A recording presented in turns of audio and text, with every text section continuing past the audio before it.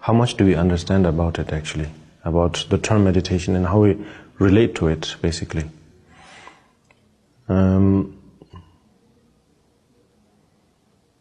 Probably the terminology was there for a long, long time, but nevertheless, now how we sort of utilize that term and to connect with what one is talking about, what Buddha was talking about, one could say. So to connect that, I think it's a bit of a challenge. Yeah. There are two ways to go about it, I think. One is by learning what Buddha had suggested in the form of philosophy, I think.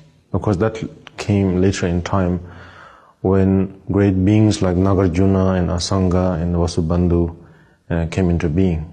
So they really sort of took the time to describe what Buddha was saying during his lifetime. Although he lived a very, very long life, nevertheless, even when you live that long in a human span of 100 years, one could say,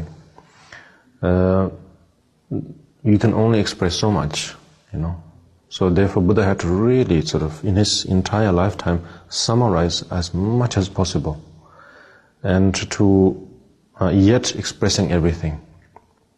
And so therefore he had to really sort of teach in a form where everything is almost, not really to say encrypted, but somehow using the language at the time that existed to really, it's in its full ability.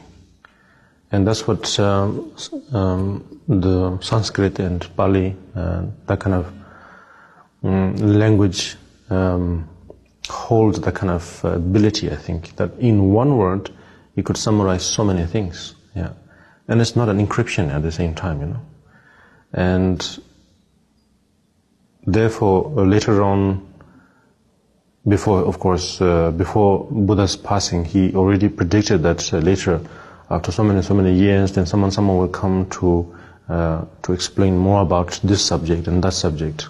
And accordingly, then all the great Mahasiddhas or Mahabodhisattvas came. Yeah? Like if you think that of Nagarjuna, he was both relatable as Mahasiddha as well as Mahabodhisattva. Yeah? So then they basically describe the philosophy. Yeah, because to our human mind, philosophy is kind of important, It's an important part of life.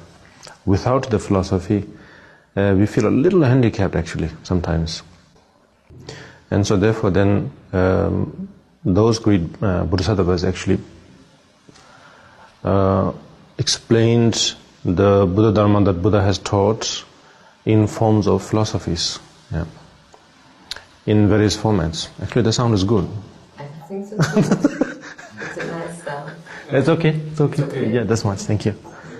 So it's the sound of nature in a way, And so it's that philosophy that was taught. And so now, as I said, there are two approaches. Yes, one is through the philosophy, because we associate ourselves with philosophy. So therefore, going through that direction, then we touch some core aspects of the Buddha Dharma, particularly in this case, meditation.